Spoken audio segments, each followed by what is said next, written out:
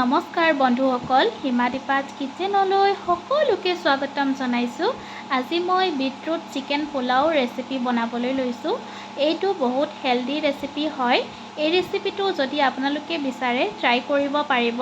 তাৰ বাবে মই 1.5 কাপ বাসমতি ৰাইচ লৈছোঁ।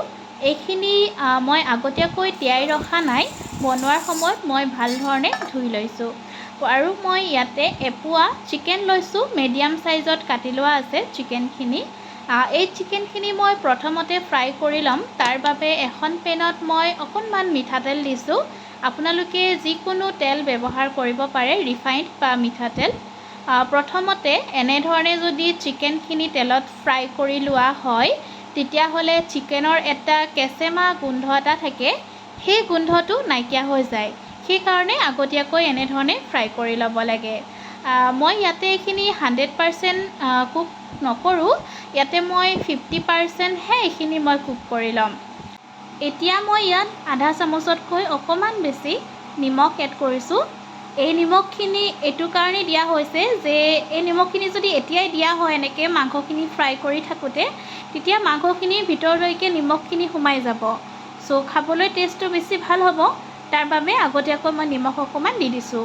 পাছত মই আৰু অকণমান নিমখ এড কৰিম যেতিয়া মই পোলাওখিনি বনাম তেতিয়া।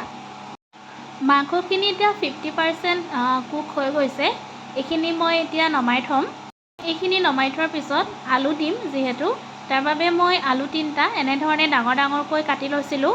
মই আলু 3টাও ইয়াত অকণমান ৰঙচুৱা হোৱালৈকে ফ্ৰাই কৰি ল'ম। এইখিনিও ৰঙচুৱা হৈ গৈছে। এতিয়া মই আলুখিনি নমাই থৈ দিম। এতিয়া মই এটা কুকাৰ গৰম হ'বলৈ দি পেলাই কুকাৰত অলপমান ৰিফাইন তেল দিছোঁ।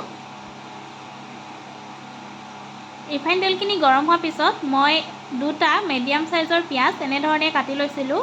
মই পিঁয়াজখিনি ইয়াতে এড কৰি দিছোঁ। পিঁয়াজখিনি অলপমান ৰঙচুৱা ভাৱ অহালৈকে মই এইখিনি এতিয়া ফ্ৰাই কৰিম। মই আদা আৰু নহৰু পিচি থৈছিলোঁ, তাৰে মই এচামুচ ইয়াতে ব্যৱহাৰ কৰিছোঁ। এইখিনি এতিয়া ভাল ধৰণে মই ফ্ৰাই কৰি ল'ম।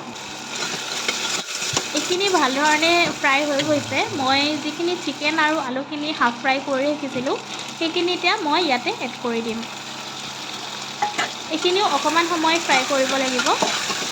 এইখিনি ফ্ৰাই হৈ গৈছে। ইয়াতে মই ধনিয়া গুড়ি আধা চামুচ ব্যৱহাৰ কৰিছোঁ আৰু অকণমান গৰম মছলা ব্যৱহাৰ কৰিছোঁ। গৰম মছলাও আধা চামুচতকৈ অকণমান কম হ'ব।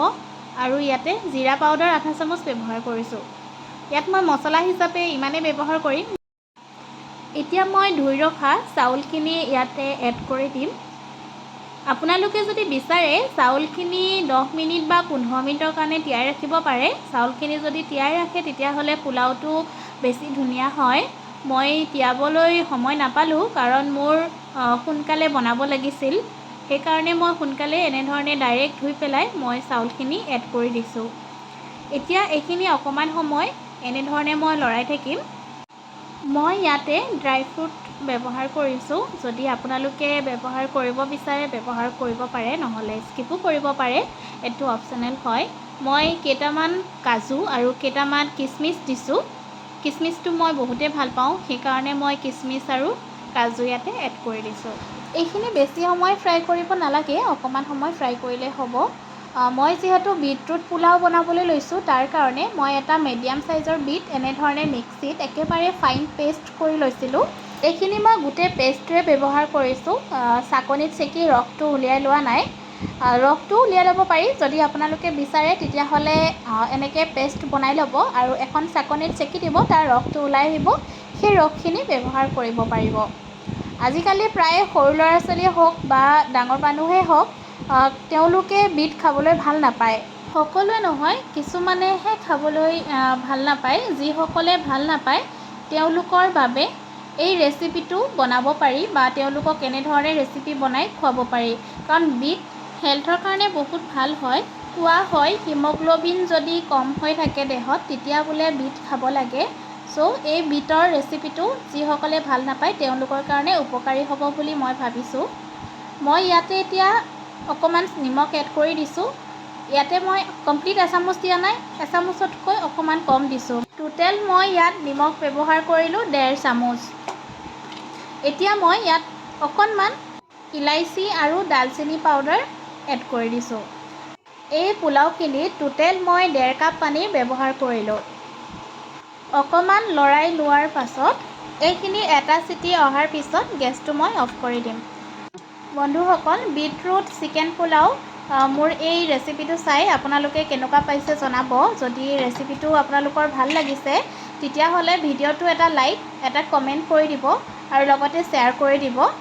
আৰু যিসকলে নতুনকৈ মোৰ এই ভিডিঅ'টো চাই আছে আৰু এতিয়ালৈকে মোৰ চেনেলটো ছাবস্ক্ৰাইব কৰা নাই তেতিয়াহ'লে ৰিকুৱেষ্ট কৰিছোঁ মোৰ চেনেলটো ছাবস্ক্ৰাইব কৰি দিব আৰু লগতে থকা বেল আইকনটো দবাই দিব। তেতিয়া নতুন নতুন ভিডিঅ'ৰ যিবিলাক নটিফিকেশ্যন হয় সেইখিনি আপোনালোকে পাই থাকিব। এইয়া বিটৰুটৰ পোলাও ৰেডি হৈ গ'ল। ভিডিঅ'টো শেষলৈকে চাই থকাৰ বাবে মোৰ ফালৰ পৰা সকলোকে ধন্যবাদ জনাইছোঁ।